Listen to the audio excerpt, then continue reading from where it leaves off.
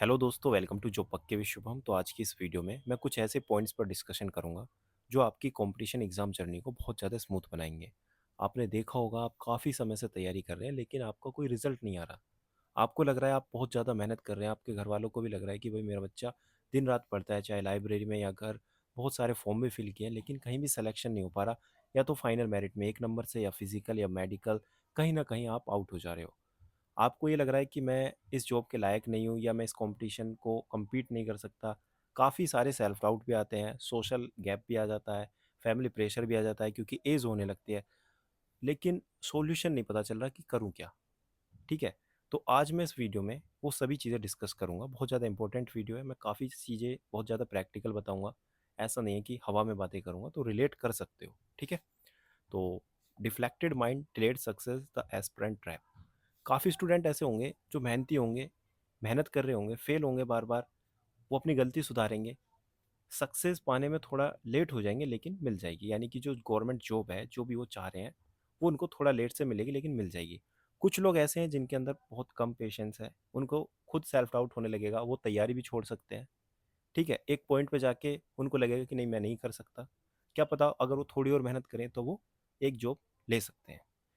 ठीक है, इस तरीके से काफ़ी अलग अलग चीज़ें हैं जो आपको देखने के लिए मिलेंगी।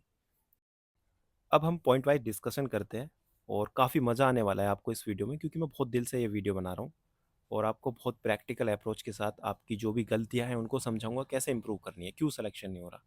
तो स्टार्ट करते हैं। Scattered focus why multiple exams kill your result.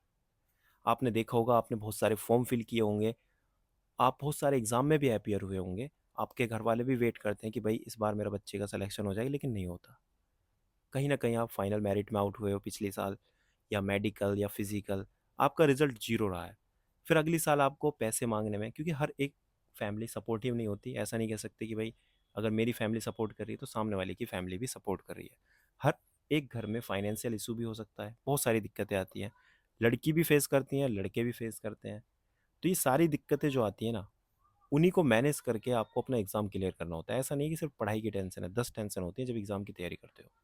ठीक है, सेल्फ डाउट आने लगता है खुद पे कि यार मैं इस एग्ज़ाम को नहीं निकाल पाया, तो मैं आगे तैयारी क्या करूँ। घर वालों को भी विश्वास नहीं हो पाता, उनको भी लगता है यार ये बस टाइम वेस्ट तो नहीं कर रहा, लाइब्रेरी जा रहा है या घर में पढ़ रहा है, पैसा वेस्ट हो रहा है। ठीक है, कुछ लोगों के घर वाले प्रेशर बनाने लगते हैं कि जॉब कर लेनी चाहिए प्राइवेट, इस तरीके से मतलब आते हैं। ठीक है, तो इन सभी चीज़ों को मैं डिस्कस करूंगा, बातों को बहुत ध्यान से समझना। आप फेल क्यों हो रहे हो, मेन रीज़न ये है फेल क्यों हो रहे हो। तो पहला, सेल्फ रियलाइजेशन मैं अभी करा दूंगा, मात्र सिर्फ 1 से 1.5 मिनट में। आप खुद से क्वेश्चन करना, आप जिस एग्ज़ाम की भी तैयारी कर रहे हो, मान के चलो अभी जून में एग्ज़ाम है सीजीएल का। ठीक है, आप सीजीएल की तैयारी करें। कुछ स्टूडेंट तो होंगे जो ये वीडियो देख रहे हैं जो सीजीएल की तैयारी कर रहे हैं। क्या आपके पास इफेक्टिव स्ट्रैटेजी है?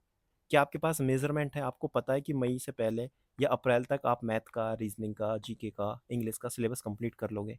क्या आपके माइंड में ये क्लियर है कि जीके का पहला रिवीजन आप 15 मई तक, या जीके का दूसरा रिवीजन आप 30 मई तक, या अभी हम दो दो मॉक देंगे और जैसे एग्जाम आएगा उसमें तीन तीन मॉक देंगे। अभी मैंने कितने मॉक दे लिए, कितने प्रीवियस ईयर कंप्लीट कर लिए, ओलिव के लाइव मॉक देता हूँ, एनालिसिस करता हूँ या नहीं करता, मेरी परफॉर्मेंस कहाँ पे है, क्या कट ऑफ है सीजीएल की, क्या मैं इस बार क्लियर कर पाऊंगा या नहीं कर पाऊंगा, ये हर एक चीज़ आपको पता है या नहीं पता। ठीक है, अपने बारे में सेल्फ एनालिसिस करना है, परफॉर्मेंस का एनालिसिस करना है, क्या आप ये करते हो या नहीं करते।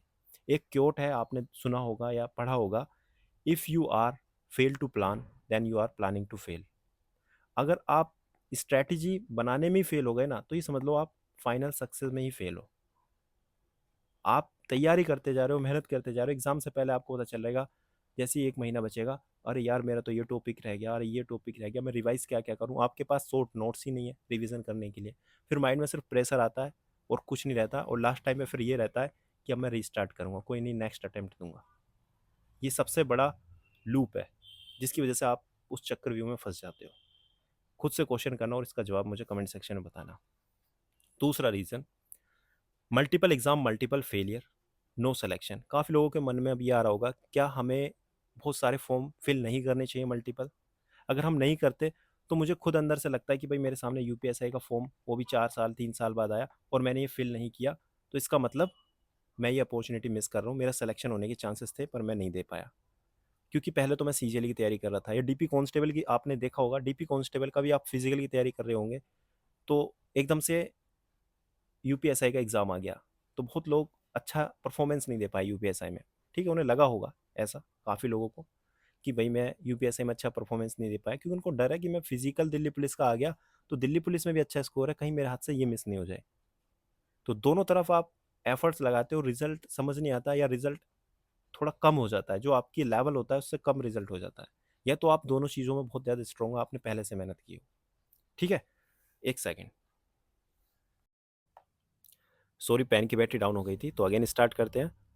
तो हम डिस्कस कर रहे थे डीपी कांस्टेबल और यूपीएसआई। देखो इसके अलावा काफ़ी लोगों का डीपी एससीएम का फिजिकल भी होगा और टाइपिंग भी होगी। अब दो टाइप के स्टूडेंट के बारे में समझाता हूँ। एक ऐसा स्टूडेंट है जिसका डीपी कांस्टेबल का फिजिकल है और उसका फिजिकल अच्छा खासा है, उसकी फिटनेस अच्छी है, वो ऑलरेडी इसके लिए प्रिपेयर्ड है। अगर वो डीपी कांस्टेबल का फिजिकल क्लियर कर सकता है तो वो डीपी एचसीएम का भी क्लियर कर सकता है, और उसको पता है मेरा डीपी एचसीएम में भी अच्छा खासा स्कोर है। अब उसके माइंड में सिर्फ यही है कि यार डीपी कांस्टेबल क्यों बनूं, क्योंकि मेरा तो एचसीएम में अच्छा खासा स्कोर है, तो एक स्टेप ऊपर जाऊंगा और ये अच्छी जॉब है। तो टाइपिंग के लिए प्रैक्टिस करेगा अच्छे से। क्लियर। एक ऐसा स्टूडेंट है जिसका फिजिकल अच्छा है लेकिन उसका डीपी एचसीएम में स्कोर अच्छा नहीं है प्री में, लेकिन उसकी टाइपिंग अच्छी है। तो अब वो टाइपिंग कितनी भी कर ले उसका फाइनल सिलेक्शन नहीं हो पाएगा, तो उसको टाइम वेस्ट नहीं करना। यहाँ पे आपको एनालिसिस करना है मेरा फाइनल सिलेक्शन होगा या नहीं होगा, या सिर्फ मैं मेहनत करता जा रहा हूँ। क्लियर।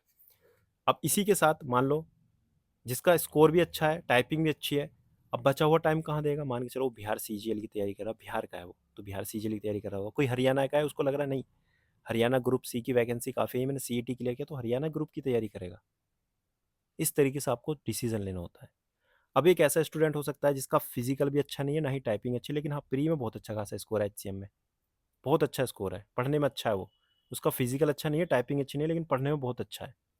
अब दिक्कत कहाँ आ रही है, वो पूरे दिन फिजिकल करता है, वो थक जाता है, तो वो टाइपिंग नहीं कर पाता। टाइपिंग करता है तो फिर जो आगे उसका सीपीओ का मान लो मेंस भी हो सकता है, उसके लिए इंग्लिश नहीं पढ़ पाता। कंसिस्टेंसी जब पढ़ाई में ब्रेक होती है ना, स्कोर डाउन हो जाता है। या उसने हरियाणा ग्रुप सी का फॉर्म फिल किया है, उसके लिए नहीं पढ़ पा रहा, उसको लग रहा है मेरे सामने अपॉर्चुनिटीज़ है और मैं इसको मिस आउट कर रहा हूँ। तो ये सारी दिक्कतें आएंगी, इनको डीप एनालिसिस करना है और डिसीजन लेना है। क्लियर। आपको ये देखना है मेरा लेवल क्या है। आपने देखा, देखो एक छोटा सा एग्जांपल और देता हूँ। अभी आप मान लो सीजीएल की तैयारी कर रहे हैं, एकदम से मार्केट में आया कि डास ग्रेड 2 जो कि बहुत ही बेहतरीन जॉब है, 1 लाख सैलरी है, सीजीएल से बहुत बेस्ट है। तो आपको यहाँ पे ये चेक करना है ये मेरे लिए अपॉर्चुनिटी है, थ्रेट है। थ्रेट कैसे हो सकती है कि भाई इसका सिलेबस तो मैच ही नहीं हो रहा, बेशक बहुत अच्छी जॉब है लेकिन इसका सिलेबस मैच नहीं हो रहा, जो मैं तैयारी कर रहा हूँ बिल्कुल डिस्ट्रैक्ट हो जाऊंगा, मैं मैनेज नहीं कर पाऊंगा। तो ये आपके लिए थ्रेट है। बेशक जॉब बहुत अच्छी हो, जॉब अच्छे से मतलब नहीं है। अब आपको कोई ये कहने लगे कि भाई यूपीएससी में आप आईएएस बन जाओ तो बहुत अच्छी जॉब है, तो डिस्ट्रैक्ट थोड़ी हो जाओगे। आपको ये देखना मैं क्या कर रहा हूँ, क्या कर सकता हूँ। क्लियर। अपॉर्चुनिटी है तो डेफिनेटली आपको उसके लिए तैयारी करनी है, मॉक देके चेक करना है लेवल क्या है, प्रीवियस ईयर कट ऑफ क्या है, हर एक चीज़ चेक करनी है और कंपटीशन कितना है, मैनेज करना सीखना है। अब एफसीआई के फॉर्म निकलेंगे, आपको देखना है हाँ भाई सिलेबस का भी सीजीएल की तरह सेम है, डेफिनेटली फॉर्म फिल करना चाहिए। ठीक है, ऐसी काफ़ी चीज़ें, ये सब चीज़ क्लियर होनी चाहिए। और हाँ सबसे बड़ी बात होती है माइंडसेट। माइंडसेट ये मत रखो कि यार मुझे तो सिर्फ एक गवर्नमेंट जॉब मिल जाए, कोई भी काम खत्म नहीं। आपका कोई ना कोई एम होना चाहिए कि हाँ मुझे जीएसटी दिल्ली बनना है, income tax inspector ASO MEA में चाहिए, या मुझे डीपीएसआई में सिलेक्शन लेना है, या मुझे यूपी कांस्टेबल मेहनत करके बस यूपी कांस्टेबल एक बार लग जाऊँ मैं, फिर मैं आगे तैयारी करूँगा। ये एम होना चाहिए कुछ ना कुछ, ऐसा नहीं कि हाँ फॉर्म फिल कर दे तैयारी करूँ, नहीं ऐसे नहीं हो पाएगा। जो एफर्ट्स लगा रहा है उसका होगा। अब आते हैं next point, low self esteem, unfocus mind, unfinished syllabus. कई बार हमारा माइंड ही फोकस नहीं होता, डिस्ट्रैक्शन इतने हैं, फ़ोन, इंस्टा, यूट्यूब, दोस्त, ठीक है, इस तरीके से पूरा दिन टाइम वेस्ट हो जाता है। रात को सिर्फ एक ही चीज़ आती है, यार आज भी नहीं पढ़ा, टाइम वेस्ट होता जा रहा है। ठीक है, फ्रस्ट्रेशन, अनफोकस माइंड, ये भी एक रीज़न है कि आपका सिलेक्शन नहीं हो पा रहा। मान लो आपने एक ही फॉर्म फिल किया है या एक ही एग्ज़ाम की तैयारी कर रहे हैं, बिल्कुल बेसिक से कर रहे हैं, आप कोचिंग कर रहे हैं, आप सब कुछ बेस से कर रहे हैं, लेकिन आपका माइंड ही फोकस नहीं है, आपका सिलेबस ही कंप्लीट नहीं होके दे रहा है, 1 साल हो गई। ठीक है, टाइम वेस्ट हो जाता है, लो जोश रहता है। शुरू में तो आपको लगेगा कि हाँ मैं ये एग्ज़ाम की तैयारी कर रहा हूँ, मैं करूँगा, सब कुछ कर रहा हूँ, लेकिन आप धीरे धीरे डाउन हो जाते हो। जब लो सेल्फ स्टीम हो जाता है ना, तो फैमिली और आपका रिजल्ट, इसके बीच में बहुत ज़्यादा दिक्कतें आने लगती हैं। आपका फैमिली के ऊपर मतलब आपके ऊपर ट्रस्ट इशू हो जाते हैं कि भाई पढ़ भी रहा है या नहीं पढ़ रहा। ठीक है, सोशल गैप आने लगता है, आप लोगों से बचना स्टार्ट कर देते हो। लोगों को पता चल जाता है कि हाँ भाई इसका लड़का इस चीज़ की तैयारी कर रहा है, सीजीएल की तैयारी कर रहा है और 2 साल से कर रहा है। उनका भी कोई ना कोई लड़का होगा या लड़की होगी, वो भी तैयारी कर रही होगी। फिर वो भी तुमसे क्वेश्चन पूछेंगे, अब की बार हुआ सिलेक्शन, नहीं हुआ, क्यों नहीं हुआ, किसकी तैयारी कर रहे हो आप, जवाब देने में बार बार मतलब सोशल गैप आ जाता है एक तरीके से, रिलेटिव से या किसी से भी आप बार बार बचते हो कि क्या जवाब दूँ, या आपके पेरेंट्स से कोई ना कोई क्वेश्चन पूछता होगा, ठीक है? तो ये सभी दिक्कतें आती हैं, तो ये पूरा लूप होता है बहुत बड़ा, ठीक है? तो कुल मिला के मैं बता रहा हूँ, भरोसा रखना है खुद पे जिस एग्ज़ाम की तैयारी कर रहे हो। जब आप खुद पे भरोसा नहीं रखोगे ना, तो आप दूसरों को क्या भरोसा दिला पाओगे, अपने पेरेंट्स को कि हाँ, मेरा सिलेक्शन होगा। अपने ऊपर इतना भरोसा रखो कि हाँ, मैं इस एग्ज़ाम की तैयारी कर रहा हूँ, मैं चाहे छोटा एग्ज़ाम सही। देखो, सिंपल सी बात मैं बता रहा हूँ, सबका लेवल अलग है, सबकी फाइनेंशियल कंडीशन अलग है। बहुत लोग यूपी कांस्टेबल या ग्रुप डी या कोई भी ऐसी जॉब जो छोटी है, ठीक है? उनसे उन्हें बहुत ज़्यादा खुशी मिलेगी, उन्हें ऐसा लगेगा कि बहुत कुछ मिल गया। बहुत लोग ऐसे भी हैं जिनको ग्रुप बी की जॉब भी मिल जाएगी, उसमें वो सैटिस्फाई नहीं है। उनको लगेगा कि नहीं यार, कहाँ पोस्टिंग हो गई, ये हो गया, या ये नहीं मिलनी थी, ये मिलनी मिलनी चाहिए, या बहुत सारे मतलब डाउट आते हैं ना। तो कुल मिला के बात ये, सबका लेवल अलग है, सबकी कंडीशन अलग है, अपने हिसाब से चलना है तुम्हें और अपने ऊपर भरोसा रखना है और तैयारी करनी है और करके दिखाना है। सिंपल सी बात ये है। अब वीडियो को आगे स्टार्ट करने से पहले थोड़ा सा मैं टेक्स्ट बुक के बारे में बता देता हूँ, इसको सुन लो, ठीक है? अब जैसे मान लो आप तैयारी करते हैं टेक्स्ट बुक से, तो टेक्स्ट बुक पे आपने काफ़ी फीचर देखे होंगे, उसमें मोस्ट सेव्ड क्वेश्चन भी आते हैं, ठीक है?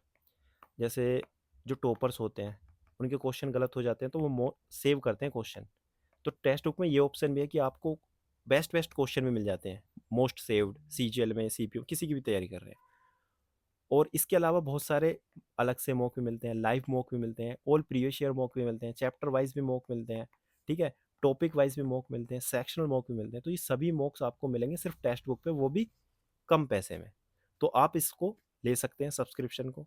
इसके लिए आप मेरा कूपन कोड यूज़ कर सकते हो जेपीएस, जिससे आपको 12% एक्स्ट्रा डिस्काउंट मिलेगा। बहुत बेस्ट है, सभी ने यहीं से तैयारी करी है तो आपको भी यहीं से करनी चाहिए, ठीक है? और एक ही प्राइस में और एक ही सब्सक्रिप्शन में। सबसे मजे की बात यह है कि आप इन फ्यूचर, मान लो आपको लग रहा है कि भाई मैं एसएससी सीजीएल की तैयारी कर रहा हूँ, और सीजीएल की तैयारी करने के साथ साथ अभी मैंने डास ग्रेड 2 का फॉर्म फिल कर दिया, या असिस्टेंट सुपरिटेंडेंट का, यूपीएसआई या हरियाणा का, किसी का भी, तो आप उसके भी मॉक दे सकते हैं। लेकिन और अदर प्लेटफॉर्म पे ऐसा नहीं है, आपको अलग अलग सब्सक्रिप्शन लेने होते हैं और इतने सारे एग्जाम्स के लिए टेक्स्ट बुक पे मॉक मिल जाते हैं, लेकिन अदर प्लेटफॉर्म पे नहीं मिलते। तो सबसे बेस्ट है, आप ले सकते हैं। और अब बात करते हैं आगे। आगे है स्ट्रेटेजिक फेलियर, जो कि मैं पहले भी बता चुका। आप स्ट्रेटेजी बनाने में फेल हो जाते हो when preparation lack focus according to your need and level. आपको स्ट्रेटेजी बनानी है अपनी नीड के अनुसार और अपने लेवल के अनुसार, ठीक है? आपको ये देखना है कि मुझे अभी जॉब चाहिए 1 साल के अंदर, या मुझे 2 साल के अंदर चाहिए, या अभी मैं तैयारी कर रहा हूँ, कोई दिक्कत नहीं है, बहुत अच्छे से बेस बना के तैयारी करूंगा, ठीक है? ये हर एक चीज़ आपको बतानी चाहिए। अब छोटा सा एग्जाम्पल फिर समझो यहाँ पे। अभी मान के चलो आप तैयारी कर रहे हो सीजीएल की, आपका स्कोर आ रहा है 80, और आपको पता है कट ऑफ लगेगी 140, और जो आपका गैप है वो है 60 का, ठीक है? अब आपको ये देखना है, ये जो 60 का गैप है, क्या मैं इसको फिल कर पाऊंगा? मेरा जून में एग्ज़ाम है, तो अभी मार्च, अप्रैल, मई और जून में एग्ज़ाम है, तो मेरे पास लगभग 2.5 से 3 महीने हैं। क्या मैं 60 नंबर 2.5 से 3 महीने में बढ़ा पाऊंगा? तो कैसे बढ़ा पाऊंगा और किन किन सब्जेक्ट में बढ़ा पाऊंगा? क्योंकि मैथ में तो मेरा 40 स्कोर आ रहा है, लेकिन इंग्लिश में मेरा 20 ही आता है। अगर मेरा इंग्लिश में 20 आता है तो इसमें मुझे मेहनत करनी है, ना कि मैथ में इतनी मेहनत कर दूं कि 4 4 घंटे मैथ ही पढ़ रहा हूँ। इसको टाइम देना है पहले, इसको भी देना है, ऐसी बात नहीं है। ये हर एक चीज़ एनालाइज करनी है दोस्त, तभी सिलेक्शन होगा। ऐसे ही पढ़ते जाओगे, लास्ट में दिक्कत आएगी, ठीक है? तो गैप एनालिसिस करना सीखो, परफॉर्मेंस का एनालिसिस करना सीखो, ब्रिज बनाना सीखो। कोग्निटिव ओवरलोड, इसका मतलब क्या है? Real enemy of selection. सारे फॉर्म फिल कर दिए, ठीक है? जॉब क्वालिटी देख रहे हो, किसी ने यूट्यूब पे बता दी ये वाली जॉब बेस्ट है, आपको भी पता है कि भाई डीपीएससीएम बेस्ट है, आपको पता है, लेकिन आपको ये देखना है क्या मेरा लेवल है, मैं इस लेवल तक पहुंच भी पा रहा हूँ या नहीं। जॉब तो बेस्ट है, लेकिन आपका लेवल है बेस्ट या नहीं, लेवल बनाना है, ठीक है? स्टार्टिंग एकदम हाई रहती है, बट जर्नी लो हो जाती है। स्टार्टिंग में आपके सामने एकदम कोई भी फॉर्म आ जाए, फिर आपको लगेगा हाँ भाई इसकी तैयारी करूँगा मैं, लेकिन बीच में सब कुछ वैसे ही हो जाता है जैसे पहले रहता है। तो ये नहीं करना। वो आते हैं लास्ट पॉइंट पे, वाई आर यू फेल, ठीक है? इसका मतलब सॉल्यूशन क्या है, ठीक है? अभी तक मैंने सब पॉइंट डिस्कस कर दिया, लेकिन अभी सॉल्यूशन पे नहीं आए, तो सॉल्यूशन क्या है वो बात करते हैं। पहले एक बार इन पॉइंट को भी कवर कर देता हूँ, फिर सॉल्यूशन पे, ठीक है? No clear priority. पहली चीज़, आपके पास कोई भी प्रायोरिटी नहीं है कि आपको करना क्या है। प्रायोरिटी का मतलब है कि हाँ, मैं इस एग्ज़ाम की तैयारी कर रहा हूँ, पहले इसमें जॉब ले लेता हूँ, फिर मैं आगे ते आपका ना एम होना चाहिए, चाहे छोटा एम हो। जैसे मान के चलो आपने ये सोच लिया कि यार पहले डीपी कांस्टेबल में लग जाता हूँ और अभी मेरा मतलब लेवल भी नहीं है सीपीओ में डीपीएसआई बनने का, पहले डीपी कांस्टेबल में लग जाता हूँ, फिर वहाँ पे तैयारी करूँगा धीरे-धीरे और फिर मैं सीपीओ दूँगा या सीजीएल की तैयारी करूँगा। अभी मेरा फाइनेंशियली वीक हूँ, तो पहले ये कर लेता हूँ। दूसरे को लग रहा है नहीं यार, मैं आराम से तैयारी करूँगा, सीजीएल ही करूँगा, इसी में सिलेक्शन लूँगा। तो इस तरीके से प्रायोरिटी रखनी है। कॉग्निटिव ओवरलोड नहीं करना कि ये भी पढ़ लूँगा, वो भी पढ़ लूँगा, फोमो क्रिएट नहीं करना। यार ये छूट गया जीके में, यार ये छूट जाएगा तो नंबर नहीं आएँगे। आपको ये देखना है, मान लो ये छूट गया, लेकिन जो 60% या 50% लोग सही कर रहे हैं, क्या आप भी कर पा रहे हो?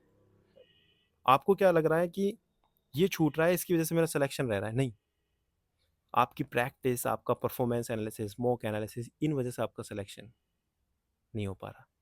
लेकिन आप अलग-अलग जाल में फँस रहे हो कि मेरे पास बुक बेस्ट नहीं है, कौन से टीचर बेस्ट है, फालतू की चीज़ों में लगे पड़े हो। प्रीवियस ईयर मॉक लगाओ, और ये मार्क्स इग्नोर नहीं है, यहाँ पे मॉक इग्नोर है, ठीक है? इसको लिख लेना मॉक है। प्रीवियस ईयर क्वेश्चन स्किप करते हैं काफ़ी लोग, उनको पता ही नहीं है ट्रेंड क्या चल रहा है। अभी मान के चलो जैसे सीजीएल की तैयारी करो तो आपको बताना चाहिए क्लोज के फ्रेज के क्वेश्चन पूछे गए हैं सीजीएल में इस बार, ठीक है? वॉइस नरेशन के क्वेश्चन अच्छे लेवल के पूछे गए हैं, सेंटेंस में कॉम्प्लेक्स कंपाउंड ये पूछे गए हैं, तो ये 3-4 टॉपिक नए पूछे गए हैं, तो ये मुझे पढ़ने हैं, ठीक है? अब पढ़ नहीं रहे, क्वेश्चन आ रहे हैं, 4-5 क्वेश्चन ही आ गए तो 10 नंबर तो वैसे ही कम हो गए। फिगर ऑफ स्पीच पूछी जा रही है, ये सब चीज़ पता होनी चाहिए यार। बहुत दिक्कत आएंगे अगर आप एनालिसिस नहीं कर रहे। प्रीवियस ईयर का एनालिसिस करना है और मॉक इग्नोर नहीं करना, ठीक है?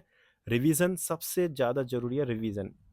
क्वेश्चन करना, जो भी मैं चीज़ें बता रहा हूँ, क्या रिवीजन कर रहे हो? कितने रिवीजन कर लिए अभी तक? परसेंटेज पढ़ लिया, प्रॉफिट लॉस पढ़ लिया, रिवीजन कितनी बार कर लिया?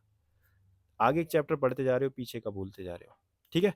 तो ये सभी चीज़ें, रीस्टार्ट सिंड्रोम, ये सबसे बड़ी दिक्कत है, इसको भी समझा चुका। अब आते हैं सॉल्यूशन क्या है। सॉल्यूशन यही है कि भाई फिक्स करो गोल को।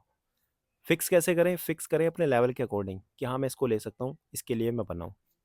फिर टाइम और स्ट्रेस मैनेजमेंट करना सीखो, हर एक चीज़ मैनेज करनी है। 6 दिन पढ़ाई करनी है, 7वें दिन पढ़ाई नहीं करनी, बिल्कुल रिवीजन फ्री एकदम, बिल्कुल दोस्तों के साथ एंजॉय करो हर एक चीज़। ऐसा नहीं है कि आप ये सोच के चलो मैं 120 दिन तक बिल्कुल बस आज से 8-8 घंटे पढ़ते ही रहूँगा, नहीं पढ़ पाओगे। कभी ज़्यादा कभी कम होगा, हर एक चीज़ आपको करनी है, रोबोट नहीं हो, ठीक है? ह्यूमन नेचर है, दिक्कतें आएंगी। डिसिप्लिन और कंसिस्टेंसी, ये दोनों मैनेज करनी है। ये नहीं कि मोटिवेशन वीडियो देख ले, ये ऐसा है वैसा है, वीडियो देख के कोई भी जॉब को डिसाइड मत करना। वीडियो में बहुत चीज़ें ऐसी हैं, मैं भी बहुत अच्छा दिखा सकता हूँ तुम्हें, ऐसा लगेगा तुम्हें कि भाई वाह यही जॉब बेस्ट है, लेकिन आपको रियलिटी पता होनी चाहिए, एनालिसिस करना चाहिए, हर एक चीज़ अपना डिसीजन खुद से लेना आना चाहिए। सही बात तो ये है, किसी पे विश्वास करो या ना करो वो आपकी दिक्कत है, लेकिन खुद पे विश्वास करके और सेल्फ एनालिसिस करके डिसीजन लेना सीखो। परफॉर्मेंस एनालिसिस करना है, ठीक है?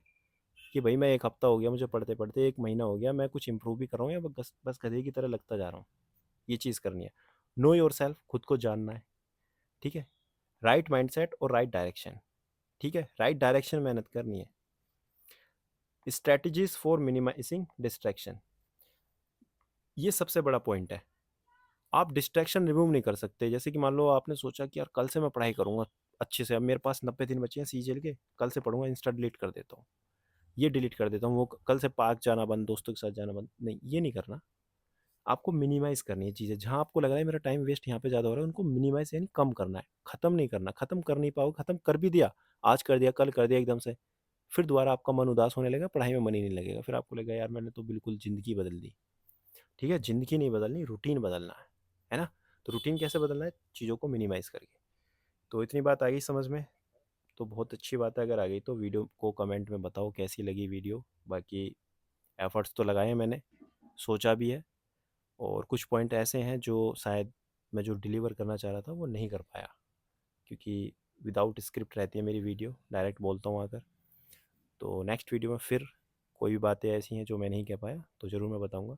लेकिन इस वीडियो का पूरा कंक्लूज़न यही है, अपने लेवल के अकॉर्डिंग, अपनी ज़रूरत के अनुसार और अपनी फैमिली के अकॉर्डिंग देखो कि मुझे अभी जॉब चाहिए, कब चाहिए, उसके हिसाब से मेहनत करो, उस एग्ज़ाम को ही टारगेट करो। हर एक एग्ज़ाम में कॉम्पिटिशन है, किसी में कम है, किसी में ज़्यादा है, लेकिन इतना कम नहीं है कि आप ये सोचो कि 5 घंटे पढ़ के काम चल जाएगा।